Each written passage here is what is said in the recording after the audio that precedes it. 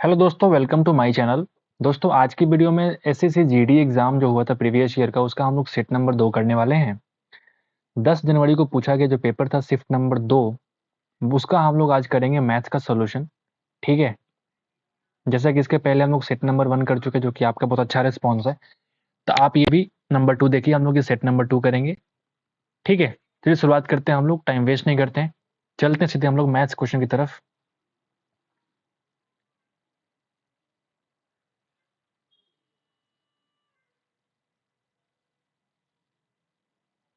ठीक है, आपका ये मैथ का सवाल आ चुका है। आप देखेंगे पहला सवाल आपके सामने है, एलिमेंट्री मैथमेटिक्स, आप देख सकते हैं। ठीक है। सोनल और अर्जुन मिलकर एक कार्य को, सोनल प्लस अर्जुन मिलकर एक काम को 57 दिनों में कर सकते हैं, जबकि अर्जुन और रोहन मिलकर के उसी काम को 38 दिनों में कर सकते हैं, जबकि रोहन और सोनल मिलकर के उसी काम को 38 दिन में कर सकते हैं। तो आपसे पूछ रहा है कि तीनों मिलकर उस काम को कितने वक्त में करेंगे। तो ये आपका एक्चुअल टाइम दे रखा है। अगर इन तीनों की एफिशिएंसी निकालने की कोशिश करेंगे तो आप देखो, ये 19 का मल्टीपल है, ये 2 और ये 3 से कटेगा, यानी कि 6 गुना 9 यानी कि 114। इसका क्या हो जाएगा, एलसीएम हो जाएगा ना। यानी कि इसकी एफिशिएंसी कितनी हो जाएगी, 2। इसकी एफिशिएंसी हो जाएगी 3, इसकी भी हो जाएगी 3। तो अगर आप देखेंगे, अगर मैं तीनों की एफिशिएंसी निकालने की कोशिश करूं, R plus S plus A, Rohan plus Sonal plus F और अर्जुन, तो इनकी एफिशिएंसी क्या हो जाएगी, इन तीनों को जोड़ करके 2 से डिवाइड करेंगे, क्योंकि तीनों का एफिशिएंसी जोड़ने पे कितना आ जाएगा, दोनों 2 बार आ जाएंगे तीनों, यानी कि 6 और 2 8 बटा 2 यानी कि बन जाएगा 4। 4 क्या हो जाएगी एफिशिएंसी तीनों की हो जाएगी। तो अगर मिलकर हमको टाइम निकालना है, मतलब मैं कह सकता हूँ कि 114 डिवाइडेड बाई 4। 4 गुना 2 8, 3 4 4 अठे 32.5, 28.5 दिन इसका आंसर होगा। ठीक है। तो पहला सवाल बहुत ही आसान सवाल से आपने शुरुआत करा है। ठीक है, लेकिन ज्यादा आसान नहीं है, मॉडरेट लेवल सवाल है, बढ़िया सवाल है। ठीक है, आगे बढ़ते हैं, नंबर 2 पे चलते हैं। 120 मीटर लंबी एक रेलगाड़ी है, इतने की चाल से चलते हुए एक पुल को इतना सेकंड में पार कर लेती है। ठीक है। तो पुल की लंबाई ज्ञात करें। आप मुझे बताओ, जब पुल को पार करता है रेलगाड़ी, तो एक्चुअल में वो खुद की लंबाई प्लस पुल की लंबाई को पार करता है। मुझे एक बात बताओ, D is equal to speed into time होता है ना। तो डी कितना हो जाएगा, 120 मीटर ट्रेन का, और प्लस पुल का मुझे नहीं मालूम, उसको मैक्स मान लेते हैं। बोलिए ना। अब चूंकि ये मीटर में है और स्पीड कितना दे रखा है, किलोमीटर पर आवर में, इसको हम चेंज कर लेते हैं, 60 गुना 5/18, ये बन गया मीटर पर सेकंड। और यहाँ पे सेकंड में ही है टाइम, कोई दिक्कत आपको खास नहीं है। और जरा काट लेते हैं, 8 18 खत्म हो गया। ये बन जाएगा कितना, ये बन जाएगा 120 plus X is equal to 6 × 35 यानी कि 300। अब मुझे आप बात बताओ, 120 में कितना जोड़ेंगे ताकि 300 बनेगा, यानी कि एक्स की वैल्यू आ चुकी है 180 मीटर। और एक्स कुछ और नहीं बल्कि पुल की लंबाई की वैल्यू थी, जो कि हमने मान रखी थी। Option number 1 is the required answer. Number 3 पे आते हैं दोस्त। एक टेबल फैन को इतने में बेचने पे, इसे इतने में बेचने से हुई हानि हानि से 14% अधिक लाभ मिलता है। ठीक है भाई, बढ़िया। ओके, यानी 14% लाभ प्राप्त करने के लिए इसका विक्रय मूल्य क्या होगा, आपको वो बताना है। बढ़िया सवाल है, बट थोड़ा मुझे लगता है लेंदी होने वाला है। कोई बात नहीं, करते हैं हम लोग।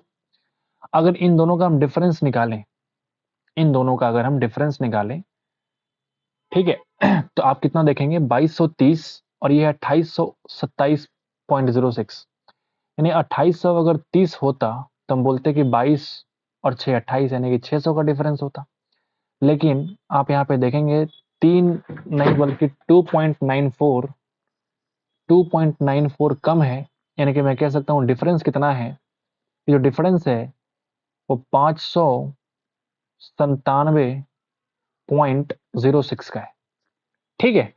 और ये 597.06 है क्या, तो इसमें लाभ, अगर हम प्रॉफिट को माने 100%, सॉरी 1 मिनट होल्ड करना, अगर हम लॉस को माने 100%, तो प्रॉफिट कितना हो जाएगा बताओ, 114%। क्योंकि सवाल ने साफ साफ बोला है कि होने वाली हानि से 14% ज्यादा लाभ मिलता है, यानी इस पूरे की जो वैल्यू है वो एक्चुअल में 214 के बराबर है। तो हम पहले 100 निकाल लेते हैं। ठीक है, हम पहले 100 निकाल लेते हैं। अगर आप 100 निकालना नहीं भी चाहें, सिंपल आप डायरेक्टली 14 निकाल लीजिए। इससे फायदा क्या होगा ना, इससे फायदा ये होगा कि डायरेक्टली आपको आंसर मिल जाएगा। अगर आप 100 ना निकाल के यहाँ पे 114 से गुणा कर लेंगे, डायरेक्टली आपको आंसर मिलने वाला है। ठीक है, गुना भाग तो होगा, कोई बात नहीं, करते हैं हम लोग। डेसिमल को हटाएंगे तो बन जाएगा नीचे हमारा 100। क्या ये 3 से कटेगा? ये तो कट जाएगा 3 से, ये 3 से 7 5 12 कट जाएगा। ठीक है, 3 से काटते हैं, 3 7 21, नहीं कटेगा भाई, मैंने कैसे बोल दिया कट जाएगा, दिमाग कहाँ है मेरा। 214 तो कटेगा ही नहीं, मतलब लेंदी होने वाला है सवाल। ठीक है, सो अगर लेंदी होने वाला है तो गुना भाग करना पड़ेगा, तो करते हैं जरा। 2 गुना 2 किया हमने तो 428, अगर मैं काटूं इसको, देखो जरा, 570, एक मिनट। ऐसे सवाल जीडी में नहीं आना चाहिए क्योंकि कैलकुलेशन बहुत ज़्यादा है, सवाल में दम नहीं है। अगर आप कैलकुलेशन करेंगे तो बहुत ज़्यादा दिखेगा आपको। 59706 डिवाइड किया हमने 214 से, तो ये आप देखेंगे ना, ये पूरा पूरा कट रहा है ये आप देखेंगे तो ये पूरा पूरा इससे कट जाएगा 279। ठीक है, अब 279 को तुम गुना करोगे अगर 114 से, तो आपको देखेगा कि 31806। मैं गुना कर रहा हूँ मोबाइल से, ठीक है, क्योंकि काटने में टाइम वेस्ट हो जाएगा ना बहुत ज़्यादा। और नीचे आ गया आपका, ठीक है ना, कुछ तो मिस्टेक कर रहा हूँ मैं, 1 मिनट होल्ड करना। ये 14 से गुना ना करके मैं एक काम करता हूँ ना, ये 14 से गुना ना करके मैं क्या करता हूँ ना, 100 से गुना करता हूँ। समझा देंगे हम बाद में कि हम क्यों कर रहे हैं 100 से गुना। ठीक है, तो आपको दिखेगा 100 से 100 कट जाएगा, यानी 279 आपका ये लॉस वैल्यू आ गया। 100 से क्यों गुना किया हमने, क्योंकि लॉस को माने थे हम 100%, यानी कि जो वैल्यू है ना 279, ये लॉस का वैल्यू है। और ये लॉस कितने में हुआ था? 2230 में बेचने पे लॉस हुआ था। यानी अगर मैं सीपी की बात करूं, सीपी एक्चुअल, तो 2230 प्लस 279, बोलिए ना, 2230 प्लस 279, तो अगर आप जोड़ेंगे तो कितना वैल्यू आएगा? 22 2 24, 7 3 10, यानी कि 2509। ये तुम्हारा सीपी का वैल्यू है। अब तुमसे क्या कह रहा है कि 14% अगर लाभ प्राप्त करेंगे तो उसका एसपी क्या होगा, यानी कि 2509 को 114% से निकाल दो। मैं वही कोशिश कर रहा था कि डायरेक्टली मुझे 114 से गुना करने पे क्या आंसर मिलेगा, वो नहीं मिला, वापस लौट के चला आया।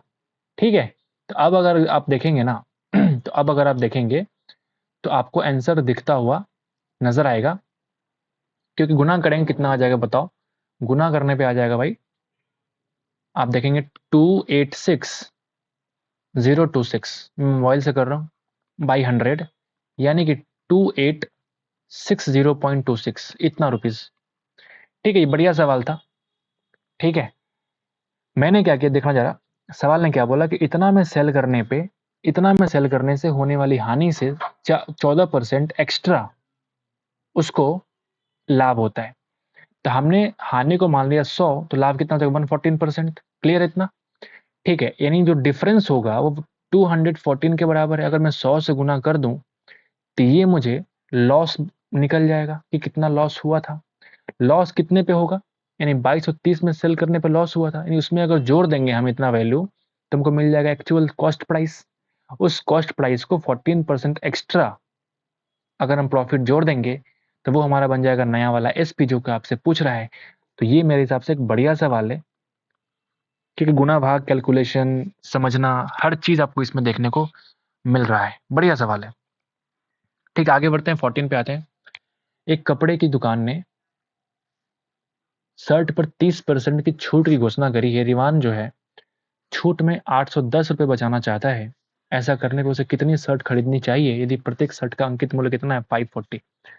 ठीक है, आपने बोला कि 30% छूट, और ये भाई साहब चाहते हैं कि 810 रुपया पूरा का पूरा 30% की छूट से निकल जाए, यानी 100% की वैल्यू कितनी हो जाएगी? अगर आप काटेंगे इसको तो 1% की वैल्यू निकलेगी 27, निकलेगी ना?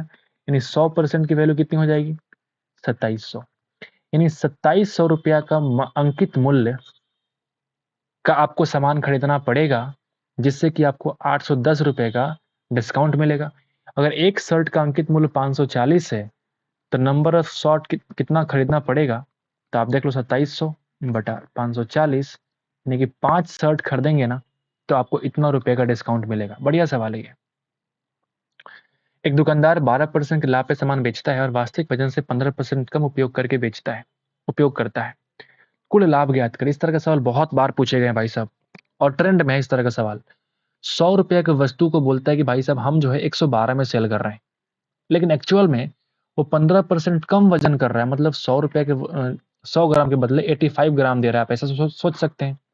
ये तुम्हारा सीपी और एसपी का रेशियो देगा। लिख लो दिमाग में, इस तरह के सवाल बहुत बार पूछे जा रहे हैं और ये बेस्ट मेथड है, बेस्ट तरीका है भाई। 100 खत्म हो जाएंगे, यानी कि 85:2 बन जाएगा 112। डिफरेंस कितना, तो आप बोलेंगे 27 का।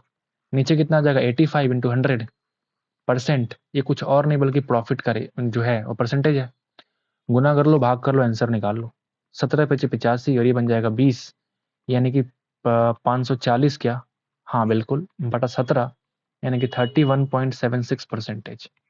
ठीक है, आगे बढ़ते हैं। बढ़िया सवाल था ये। नंबर 6 पे आते हैं।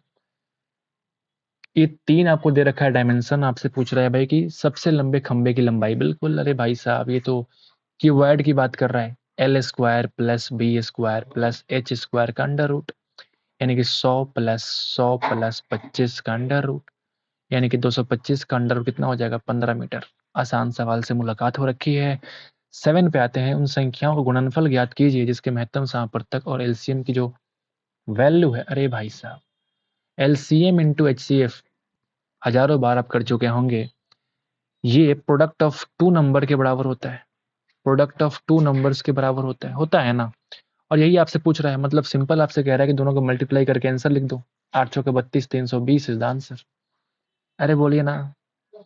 जॉन ने एक बैंक से 10% की वार्षिक चक्रवृद्धि ब्याज दर पर कुछ राशि उधार लिया उसने, जिसके लिए ब्याज जो है वार्षिक रूप से चक्रवृद्धि होती है।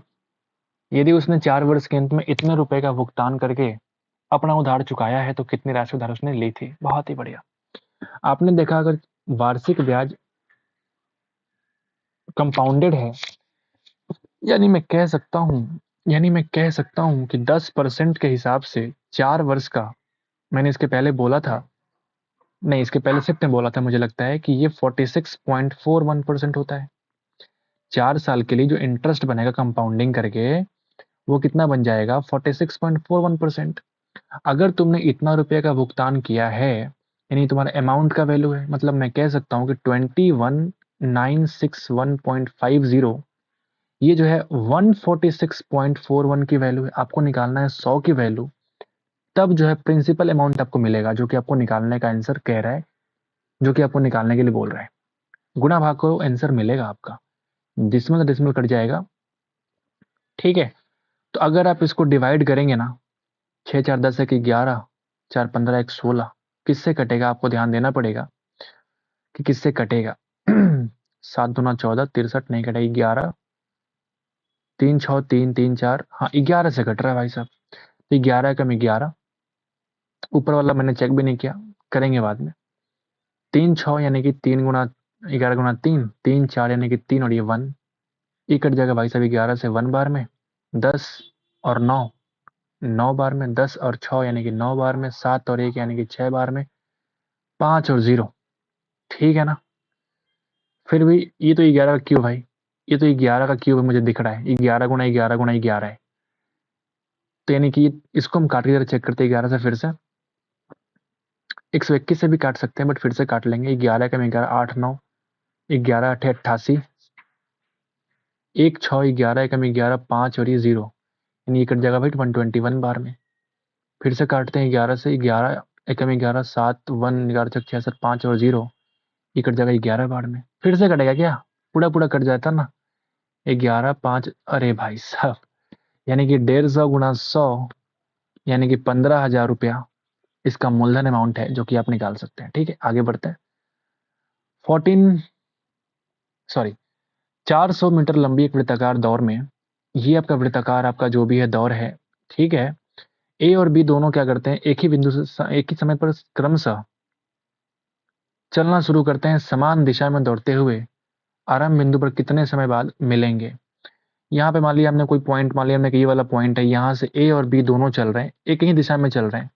ए की स्पीड है 10 मीटर पर सेकेंड और बी की स्पीड है भाई 16 मीटर पर सेकेंड। ठीक है, तो कह रहे हैं कि वापस इसी बिंदु पे कितने टाइम के बाद मिलेंगे। That is very very important. और ये ट्रैक जो है 400 मीटर का है। क्योंकि टाइम कितने बार बोल रहे हैं, तो हम एक काम करते हैं, टाइम टेकन बाई ए कितना लगेगा बताओ। 400 मीटर बटा 10 के स्पीड से, यानी कि 40 सेकेंड लगेगा। बोलना भाई, टाइम टेकन बाई बी कितना लगेगा, 400 डिस्टेंस है डिवाइड किया 16 से, यानी कि 25 सेकेंड लगेगा। दोनों कितने बार मिलेंगे, ये तो एलसीएम के बराबर होता है। एलसीएम कितना आ जाएगा, 200 सेकेंड के बराबर। This is the required answer. बढ़िया सवाल, बट उतना बढ़िया नहीं कि आपको इरिटेट कर पाए। बढ़िया सवाल कह सकते हैं, बट सही था। A is to B is to C आपको दे रखा है, तो आपको सम निकालना है। यहाँ पे देखेंगे बी की वैल्यू 6 के बराबर है और यहाँ बी की वैल्यू कितनी है, 6 के बराबर, मतलब कोई दिक्कत नहीं, हमको ए बी और सी लिखने में कोई दिक्कत ही नहीं है। फिर लिख लो 5 6 और 7 होगा ना, तो जोड़ लो ए प्लस बी, यानी कि 6 5 11, 7 6 13 और 7 5 12।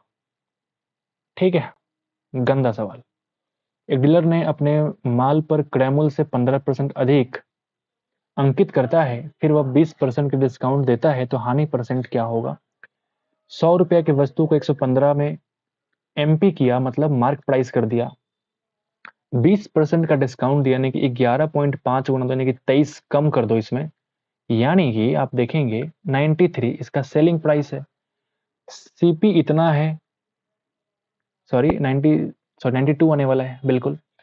सीपी 100 है और बेचा 92 में, कितना का घाटा हो जाएगा बताओ, लॉस कितना है, तो आप बोलेंगे 8% का।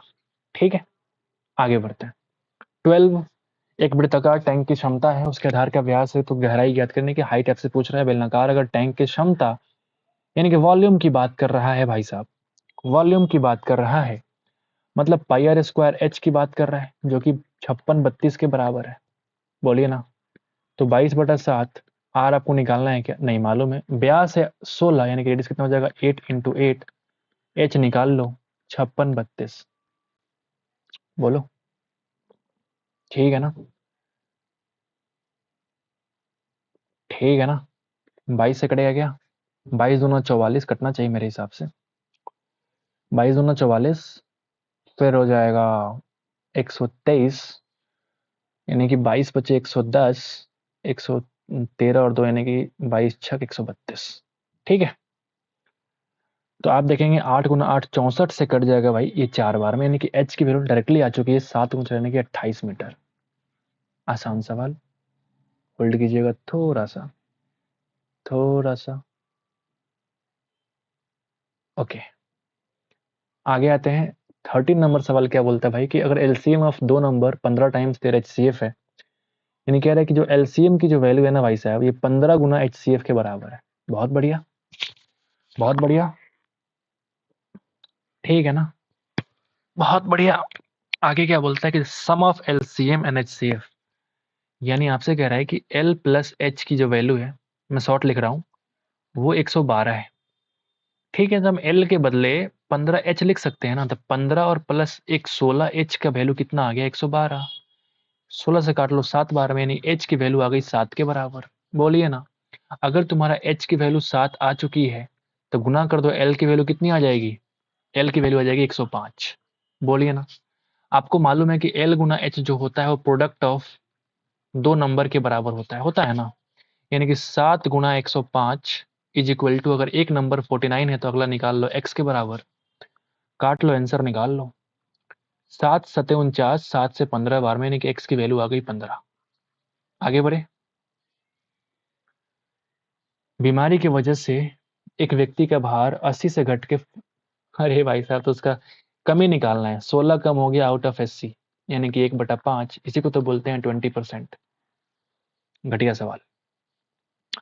संख्या 350 में 20% की वृद्धि करी जाए, यानी कि 35 × 2, यानी कि 70 बढ़ा दो, यानी कि ये संख्या बढ़ के होगी 420, और फिर 25% की कमी करोगे, यानी कि 1/4 की तुमने कमी किया, मतलब 3/4 आपको निकालना है। गुना कर लो, आंसर आएगा फिर 105 × 3, यानी कि 315। इस सवाल का आंसर है। बहुत ही आसान सवाल। 10 वस्तुओं का जो औसत मूल्य है वो 89 है। यदि एक वस्तु का जो मूल्य है वो तुम्हारा 35 है, तो 9 वस्तुओं का आपको निकालना है औसत। बहुत बढ़िया, ठीक है ना। इतना करने की आवश्यकता ही नहीं है, आप शॉर्टकट क्यों करोगे, डायरेक्टली आप कर लो, गुना भाग कर लो भाई। कैसे? एवरेज 89 मतलब सबका सम कितना हो जाएगा 890। एक की वैल्यू अगर 35 है तो माइनस करके 9 से डिवाइड कर दो आप। बोल सकते हैं ना भाई, बोल सकते हैं ना। ठीक है, यानी कि बन जाएगा 855 क्या, 60 70 80 90, हाँ बिल्कुल ठीक। 9 से काटो 9 9 81, 9 25 45, यानी कि 95 इज द आंसर। आसान सवाल, ये बढ़िया सवाल देख के लग रहा है, बट देखते हैं कैसा सवाल है ये। देखते हैं कैसा सवाल है दोस्त। 1.5 साल की बात कर रहा है। वन इंटीजर 1/2 वर्ष के लिए 8% की दर से एक निश्चित राशि के लिए चक्रवृद्धि ब्याज और एसआई के बीच का जो अंतर है भाई साहब वो 228 है। तो आपसे कह रहा है कि चक्रवृद्धि ब्याज अगर अर्धवार्षिक रूप से संयोजित होता है तो एसआई की गणना वार्षिक रूप से की जाती है, तो राशि क्या है? बहुत ही बढ़िया। साधारण ब्याज तुम अर्धवार्षिक काउंट करो चाहे वार्षिक काउंट करो चाहे 2 साल पे काउंट करो, वो तो कभी चेंज नहीं होता। चेंजेस आते हैं सिर्फ कंपाउंड इंटरेस्ट में, आपको मालूम है पहले से। ये बढ़िया सवाल है, पहले ही आप इसको क्लिक कर लो। ये वेरी वेरी इंपॉर्टेंट है, वेरी वेरी इंपॉर्टेंट। अगर आपने ये शिफ्ट देखा है वीडियो में और आपको ये सवाल मिल गया तो आपको ये वीडियो देखना सफल हो गया, इस बात को मान के चलो। अगर मैं बोलूं कि अगर हाफ ईयरली होता है, हाफ ईयरली अगर तुम्हारा कंपाउंडिंग होता है, समझना बहुत ध्यान से, मैं कोई फॉर्मूला यूज नहीं करने वाला हूं दोस्त, ठीक है। हाफ ईयरली तुम्हारा कंपाउंडिंग अगर होता है तो क्या हम टाइम को डबल कर सकते हैं? यानी 1.5 साल को हम बोल सकते हैं 3 साल, बोलिए ना। और रेट को हम हाफ कर दें, 8 को बोल सकते हैं 4%। मुझे एक बात बताओ, अगर अगर सिंपल इंटरेस्ट निकालना पड़े 3 साल का 4% के रेट से, तो आप बोलेंगे 12% आएगा। लेकिन अगर सीआई निकालना पड़े, कंपाउंड इंटरेस्ट, तो वो कितना आएगा बताओ? आपको निकालना आता है क्या? कैसे करते हैं? 4 का क्यूब करो, यानी कि 4 का क्यूब होता है 64। आप यहाँ पे लिख दो लास्ट 2 डिजिट 64।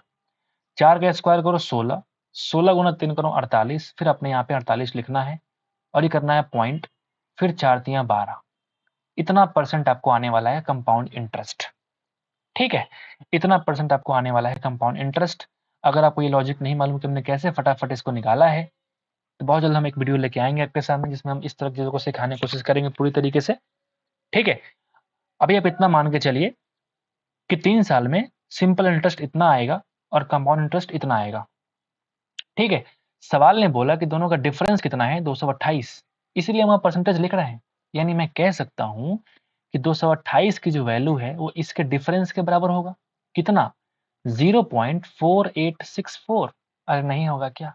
अगर हम 100 से गुना कर दें तो वही तो हमारा राशि है, प्रिंसिपल अमाउंट है। अरे बोल दो, अपना मुंह खोल दो, बोलो बोलो, होगा ना।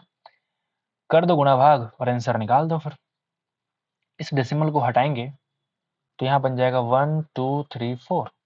होगा क्या? बिल्कुल होगा, ठीक है। आओ जरा सॉल्व करें, आओ जरा सॉल्व करें। उम्मीद करते हैं कि गलती नहीं होंगी। ये तुम्हारा प्रिंसिपल अमाउंट निकल रहा है, तो अगर तुम 4 से काटने की कोशिश करोगे तो 4 पच्चे 20, 4 सत्ते 28, 4 का देखो 1216। क्या मैं सही हूं? क्या मैंने सही किया है क्या? ठीक है ना। अच्छा, ये 57 अगर है तो क्या 19 से कटने वाला है क्या? क्या 19 से कटने वाला है ये? 19 तिया 57 और 19 छक 114, फिर 7 6 19 चौक 76। बहुत बढ़िया भाई, बहुत बढ़िया। यानी अगर आप देखेंगे तो आपको दिखेगा भाई साहब, तो 4 से कट जाएगा मुझे लगता है। ये 64 से तो पूरा पूरा कट जाएगा, मुझे उम्मीद है। नहीं कटेगा ना। 16 से कट जाएगा, 16 गुना 4, और देखो 16 छक 96, 4 जीरो 16 29, 16 85, ये कट गया भाई। अच्छा, 4 से ये कट जाएगा 25 बार में। बहुत बढ़िया। इन तीनों को आप गुणा करो, ये तुम्हारा आंसर देगा 75 गुना 625। 75 गुना 625 अगर आप करोगे, मैं यूज कर रहा हूँ कैलकुलेटर, आप ऐसे दिमाग से कर लेना या फिर आप रफ पे कर लेना। 625, यानी कि ये आ चुका है भाई साहब 46,000 ₹875, ठीक है, जो कि आपका आंसर नंबर ऑप्शन नंबर 4 में दे रखा है। तो ये मैंने कहा था पहले कि वेरी वेरी इंपॉर्टेंट सवाल है ये, और वेरी इंपॉर्टेंट इसलिए हो जाता है क्योंकि आपको यहाँ पे रेट ऑफ इंटरेस्ट गुणा करना आना चाहिए, निकालना आना चाहिए, ठीक है। मन में अगर आप फार्मूले से करेंगे बहुत टाइम लगाएंगे, आप करके देखना एक बार। 18 पे आते हैं, 18 पे आते हैं। 7, 5 और 3 के चौथे समानुपाती और इतने इतने के तीसरे समानुपाती का अनुपात याद करें। अरे भाई साहब ठीक है ना, 7/5 इज इक्वल टू 3/x। अगर x निकालोगे तो 15/7 आएगा। बोलिए ना, हमने x मान लिया था फोर्थ प्रोपोर्शन को, अगर थर्ड को मैंने y मान लिया तो ऐसे लिखते हैं ना, 7/13 इज इक्वल टू 13/y। इस नंबर को रिपीट करते हैं, अगर हमको थर्ड प्रोपोर्शन निकालना होता है तो सेकंड वाले को रिपीट कर देते हैं, यानी y की वैल्यू कितनी आ जाएगी, 169/7। सवाल क्या पूछ रहा है आपसे कि x/y निकालिए ना, क्या निकाल रहे हैं, दोनों के बीच का अनुपात, ठीक है, आप निकाल दीजिए अनुपात। 7 से 7 खत्म, यानी कि 15/169 इज द आंसर। बोलिए ना, आगे बढ़े। 19 नंबर सवाल, ए और बी एक काम को अलग अलग 10 दिन और 15 दिन में कर सकते हैं, ठीक है, ये तुम्हारा एक्चुअल टाइम दे रखा है, और बी अकेले 3 दिन तक कार्य करता है फिर कार्य छोड़ देता है, तो पहले इनका एलसीएम निकालो। 30, इफिशियंसी कितनी हो जाएगी, 3 और 2। बी अगर 3 दिन काम करता है तो 2 3 6 काम खत्म हो गया, अभी तुम्हारा 24 काम बाकी है। तो ए शेष काम कितने दिन में करेगा, इसकी इफिशियंसी है कितनी, आप देखो ना, 3 की इफिशियंसी के बराबर है, मतलब कि 8 दिन में काम को पूरा करेगा। आसान सवाल। 20 लास्ट क्वेश्चन, अंत भला तो सब भला। एक बस स्टेशन पी से स्टेशन क्यू तक 70 की चाल से और वापस आता है 90 की चाल से, तो एवरेज स्पीड जब डिस्टेंस सेम हो तो वहां पे एवीजी स्पीड का वैल्यू होता है 2xy/x+y। 2 टाइम्स 70 गुणा 90 बटा 9 7 16। बोलिए, मैं काट लूं क्या, काटना पड़ेगा ना। 8 हो जाएगा, 9 7 63, यानी कि 630/8, यानी कि 8 7 56, 7 0, 8 8 64, 6 0, यानी कि 78.75 kilometre per hour is the required average speed of this question. So I hope इस सेशन आपको अच्छा लगा होगा, ये सेशन भी आपको अच्छा लगा होगा। तो हम इस तरीके से हमारा सेट नंबर 2 भी क्या हो गया, इंड हो गया। उम्मीद करते हैं कि आपको बहुत कुछ सीखने को मिला होगा।